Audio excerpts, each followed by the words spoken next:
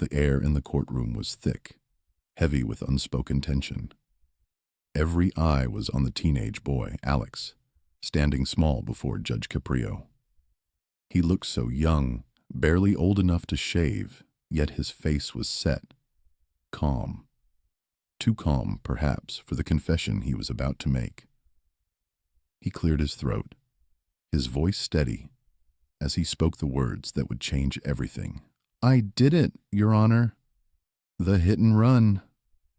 It was me."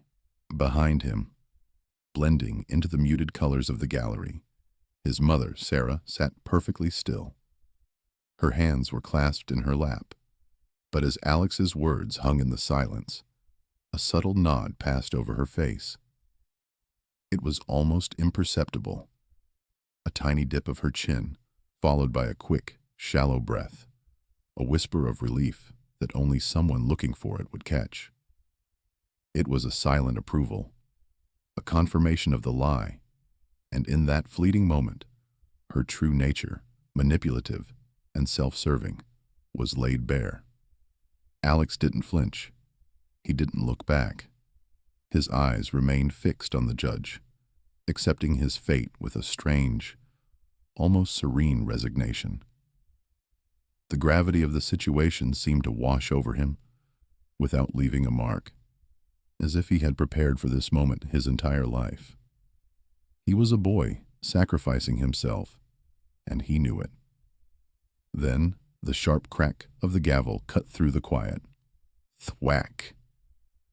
It signaled a guilty plea entered, a point of no return, but the full weight of the sentence, the agonizing details of how many years, how much restitution, still hung in the air, a sword poised to fall.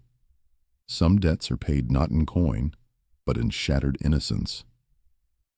Judge Caprio paused, his hand resting on the gavel, but not striking again. His gaze, usually so direct and clear, was now fixed on Alex, a flicker of something unreadable in his eyes.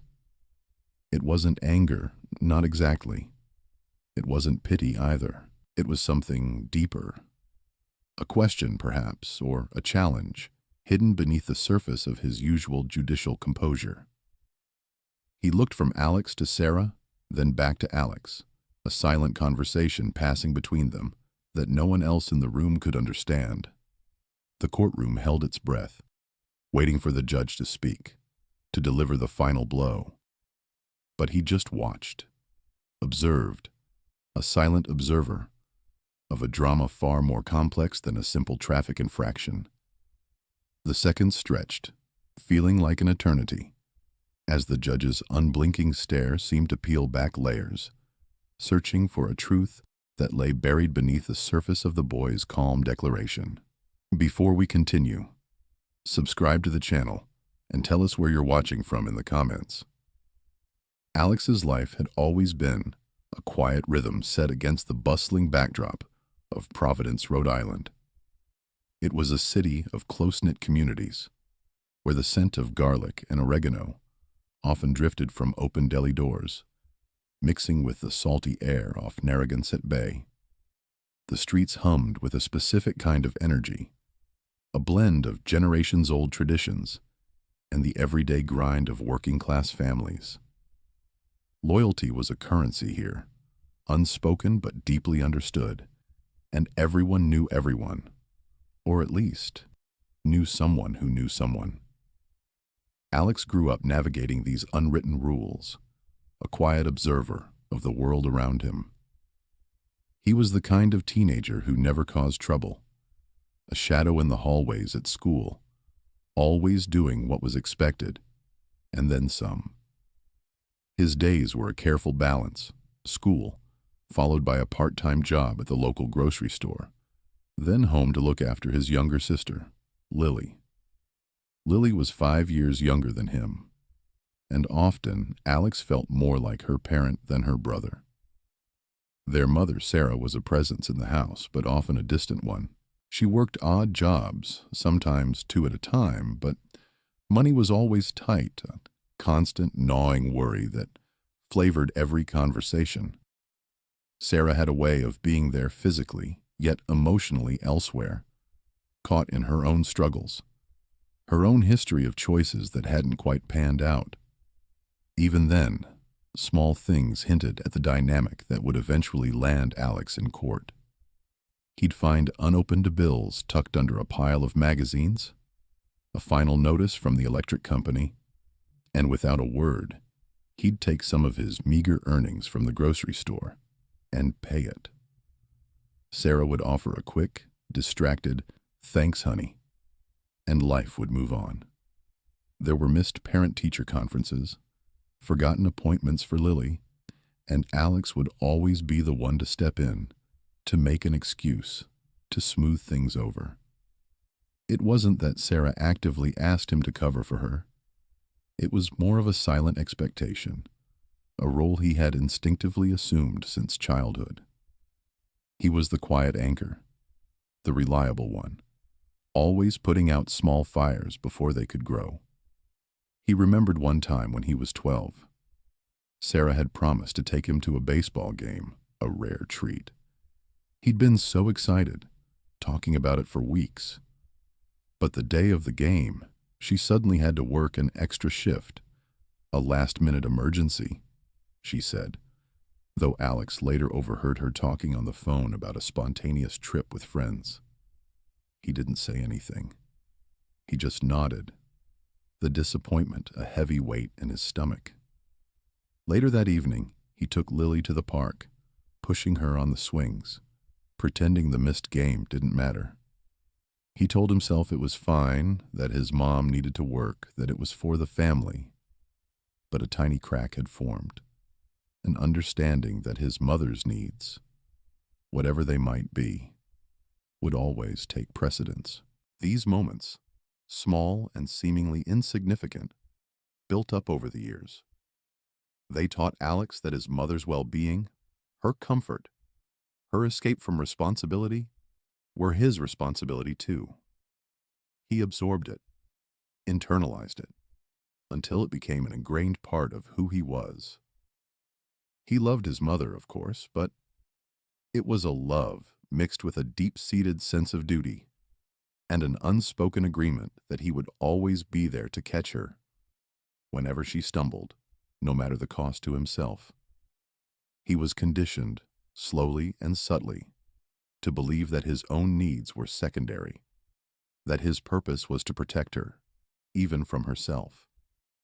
The air in their small apartment, often thick with the smell of cheap microwave meals and the faint scent of Sarah's perfume, also carried the invisible weight of this silent contract. It was a contract that would eventually lead him to that courtroom, to that false confession, to that moment where his innocence was shattered, not by a single act, but by a lifetime of quiet expectations. The cracks in their relationship, which had started as tiny fissures, grew wider over the years, revealing a clear pattern of emotional manipulation and neglect. Alex could trace it back to his early childhood. He remembered being about 6 years old, a small boy, when his mother had accidentally knocked over a vase in the living room. It was an old, ugly thing, but it had belonged to her grandmother. Sarah had immediately turned to Alex, her voice tight, asking why he was always so clumsy, why he couldn't be more careful. He'd stood there, confused and hurt, accepting the blame because he didn't know how to argue against the sudden anger in her eyes. It happened again with a spilled drink, a broken toy, always him getting the blame for her mistakes. It taught him early on that it was easier to just take the hit. Broken promises became a regular part of his life. Sarah would make grand plans, a trip to the beach, a new bike for his birthday, a special dinner, and Alex would cling to them, hope building inside him. But then, almost inevitably, something would come up. A sudden headache, an unexpected call from a friend, a much more important commitment. He'd learned to anticipate the letdown, the quiet disappointment that settled deep in his chest. He stopped asking, stopped hoping, and instead just braced himself for the inevitable change of plans. Each broken promise chipped away at his trust, but also reinforced the idea that his feelings were less important than her convenience. As he got older, the financial burdens shifted more and more onto his young shoulders. Sarah had a knack for spending money she didn't have. New clothes, expensive gadgets, nights out with friends. These always seemed to take priority over rent or utility bills. Alex, working his part-time jobs, found himself constantly funneling his earnings into household expenses. He'd buy groceries with his tips, pay for Lily's school supplies, or quietly slip cash to his mother when she claimed she was short for rent. He watched her buy something new for herself and tell him she just couldn't afford to fix the leaky faucet. He never complained. He just worked more hours, picking up extra shifts whenever he could, feeling the weight of their survival resting squarely on him. Then there was the emotional blackmail. Sarah had a way of making everything about her. If Alex wanted to go out with friends, she'd suddenly feel unwell or mention how lonely she was, how much she needed him around. If he pushed back, even a little, she'd sigh dramatically, talk about all the sacrifices she made for her children, and how sometimes she felt so unappreciated. It wasn't outright yelling. It was far more insidious, a slow drip of guilt that eroded his boundaries. He learned to anticipate her moods, to prioritize her emotional comfort above his own desires, believing that making her happy was his primary purpose. The car incident, the one that led them to Judge Caprio's courtroom, was just another painful chapter in this long story. Sarah had been particularly stressed that day. Money troubles were piling up, and she'd had a fight with someone on the phone. She was driving fast, her knuckles white on the steering wheel, her face tight with anger. Alex was in the passenger seat, trying to talk to her, to calm her down, but she wasn't listening. He saw the pedestrian step out, saw her foot hesitate for a split second, and then felt the jolt, the sickening crunch. In that moment, seeing the sheer panic flood his mother's eyes, his mind didn't even process the victim. It processed her fear, her potential consequences. It wasn't a conscious decision born of heroism or courage. It was an instinct, a lifetime of conditioning kicking in. He saw his mother, broken and terrified, and without thinking, he knew what he had to do. This act of betrayal in court wasn't an isolated event. It was the tragic culmination of years of emotional erosion. It was the endpoint of a deep-seated dynamic where Alex had consistently put his mother's well-being above his own, where his identity had become intertwined with being her protector, her silent shield. His decision in that courtroom was an inevitability, born from a lifetime of being conditioned to protect her, no matter the cost to his own shattered innocence. The pressure on Alex had been building for months, a slow, steady squeeze that left him feeling breathless. Sarah's financial desperation was a constant, gnawing worry. She'd lost her job at the diner, another one in a long string of jobs she couldn't seem to hold on to. The eviction notice had arrived 2 weeks before the accident, a stark white paper stapled to their door, threatening to uproot their already fragile existence. This new level of crisis pushed her behavior from merely erratic to truly volatile. Arguments about money, about who was going to pay for what, became the soundtrack to their small apartment. These weren't loud, screaming matches. Sarah was far too skilled for that. Instead, they were quiet, insistent pressures. She'd sigh deeply when Alex mentioned needing new school books, or gaze meaningfully at him when he picked up an extra shift, making sure he understood the unspoken expectation that his earnings were hers to manage.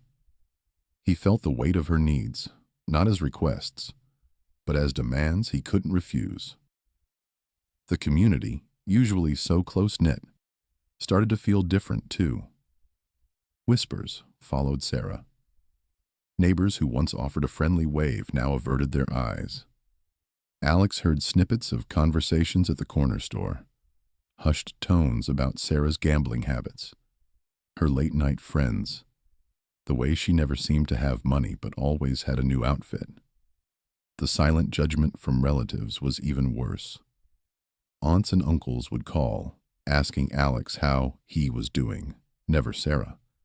Their concern a thinly veiled accusation.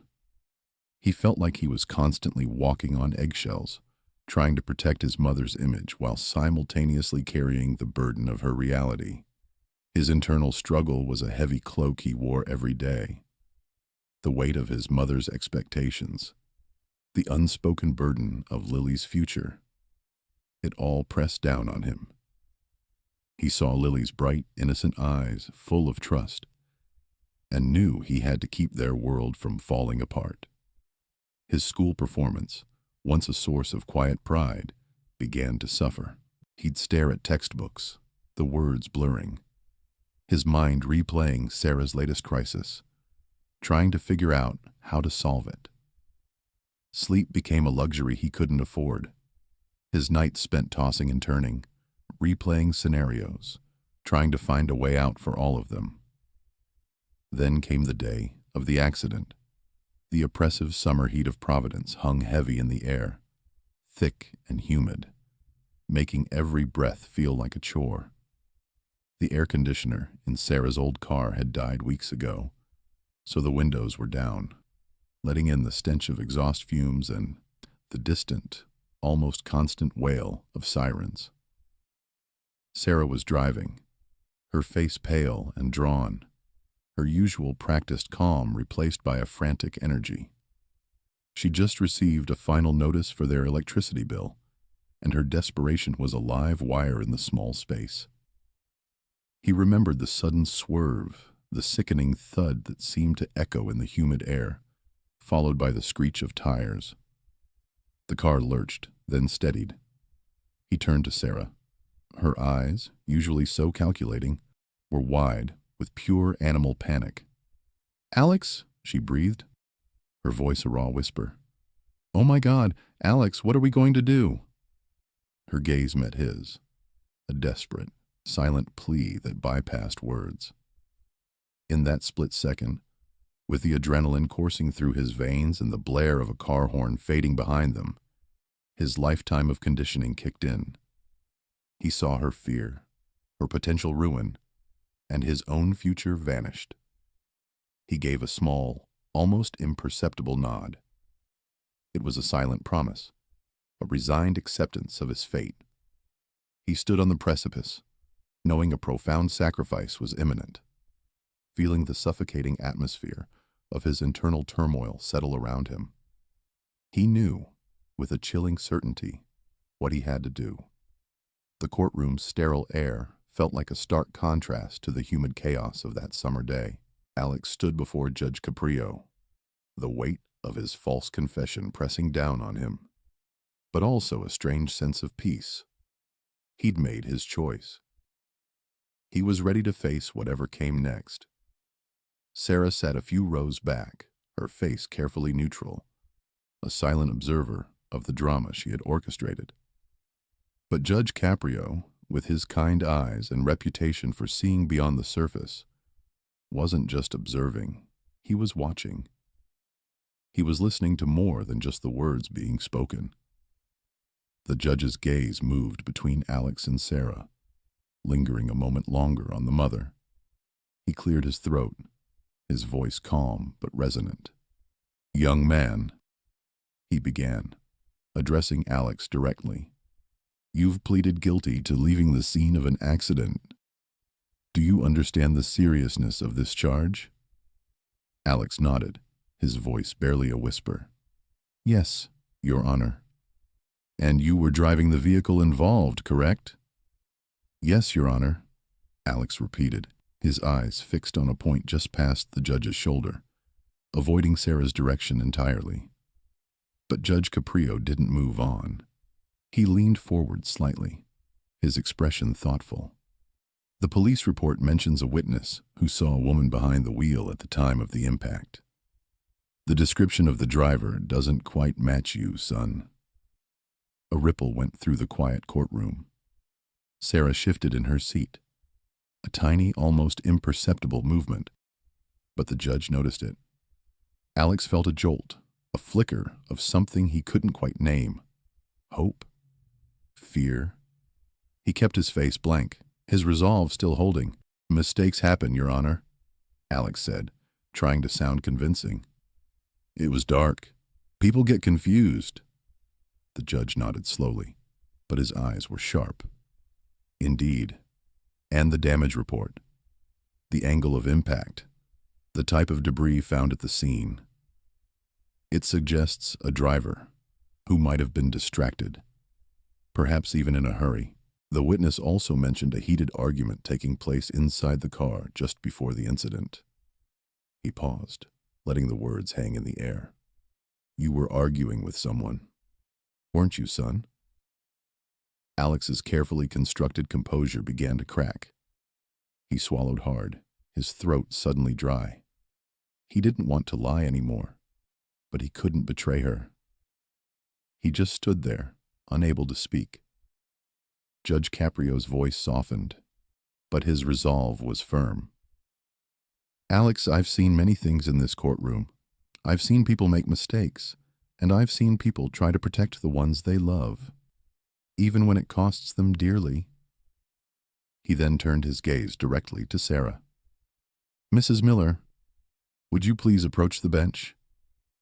Sarah's face went from neutral to a mask of indignation. She hesitated, then slowly rose and made her way to the front, her eyes darting nervously. "Mrs. Miller," the judge continued, his voice now carrying an undeniable authority, "the police found a unique keychain at the scene of the accident. It has a distinctive Best Mom Ever engraving. It also has your car key attached to it." He held up a small plastic bag containing the keychain. "This was found right next to the driver's side door near the point of impact." Sarah's face paled. She opened her mouth to speak, but no words came out. The mask of victimhood, so meticulously crafted over the years, finally began to crumble. Her eyes flickered to Alex, a desperate, silent plea for him to save her again. But Alex, for the first time, didn't meet her gaze. He felt tears welling up, not just for himself, but for the boy he had been, for the innocence he had tried to sacrifice. He didn't say anything, but his slumped shoulders, the silent tears tracing paths down his cheeks, spoke volumes. They confirmed everything the judge suspected. Sarah tried to deny it, her voice thin and reedy. That's not mine." Alex must have dropped it. But the judge just looked at her, his expression unyielding. "Mrs. Miller, the evidence is quite clear. And your son's silence, his pain, it tells a story far more compelling than any words." The room held its breath. The pattern of suffering, of Alex bearing the burden, was about to be broken, not by his own will, but by the relentless pursuit of justice. It was a shocking, emotionally charged scene. The trajectory of everyone involved had just changed forever. The gavel struck, a sharp, final sound that echoed through the courtroom. Sarah, her face a mixture of shock and disbelief, was led away, her protests fading into the hallway. Alex stood still. The weight he hadn't realized he was carrying suddenly lifted. The relief was so profound it almost buckled his knees. He wasn't just free from legal charges. He was free from years of a crushing burden. His younger sister Maria, who had been sitting quietly with their aunt, rushed to him, her small arms wrapping around his waist. Her face, usually so worried, was bright with tears of relief and gratitude. She looked up at him, then at the judge, a silent thank you in her eyes. Their aunt, a stern but loving woman, placed a hand on Alex's shoulder, a rare, gentle squeeze that spoke volumes. The neighbors, who had once whispered about Sarah's choices, now offered Alex quiet words of support, some even bringing food to their apartment later that week. There was a shift, an unspoken understanding that Alex had been through enough, and now it was their turn to rally around him. Even the victim of the hit and run, a kind elderly woman named Mrs. Rodriguez, offered a surprising gesture. She approached Alex after the hearing, her arm in a sling, and instead of anger, there was a deep sadness in her eyes. "I saw what you tried to do, son," she said, her voice soft. "You have a good heart. Don't let anyone take that from you." She didn't press for further charges against Sarah, a gesture of unexpected forgiveness that moved Alex deeply. Sarah's moral and social standing crumbled. The community, once tolerant of her flaws, now saw her for what she truly was. The legal repercussions were swift, but the social consequences were far more devastating. She lost the little respect she had, her manipulations exposed for all to see. She faced the consequences of her actions, not just in court, but in the cold, unforgiving eyes of her neighbors and even some distant relatives who had once offered her a safety net. Alex experienced a profound internal shift. The constant need to be vigilant, to anticipate his mother's next demand, faded. He started breathing easier, sleeping deeper. The knot in his stomach, a lifelong companion, began to loosen. He found his own voice, tentative at first, but growing stronger with each passing day. He started making his own decisions, choosing hobbies he genuinely enjoyed, spending time with friends without a cloud of guilt hanging over him. With the encouragement of his aunt and a school counselor, Alex began attending therapy sessions. It was hard, peeling back layers of emotional abuse, understanding the manipulation, and recognizing that he wasn't responsible for his mother's choices. He learned to set boundaries, something he'd never known how to do. He started building a future for himself, one where his worth wasn't tied to how much he could sacrifice for someone else. Years later, Alex, now a young man with a quiet confidence, often reflected on that day in Judge Caprio's courtroom. He was studying engineering, his sister thriving in high school. The pain of the past was still there, a faint scar, but it no longer defined him. He understood that the judge's kindness hadn't just saved him from a false conviction. It had liberated him from a lifetime of emotional servitude. He learned about self-worth, about the difference between genuine love and manipulative control. He learned to forgive, not for his mother's actions, but for himself, for allowing himself to be used for so long. He understood that some sacrifices are not noble, but destructive. The final image of Alex was one of quiet strength, looking towards a future he was building for himself, a future no longer tainted by the shadows of his past.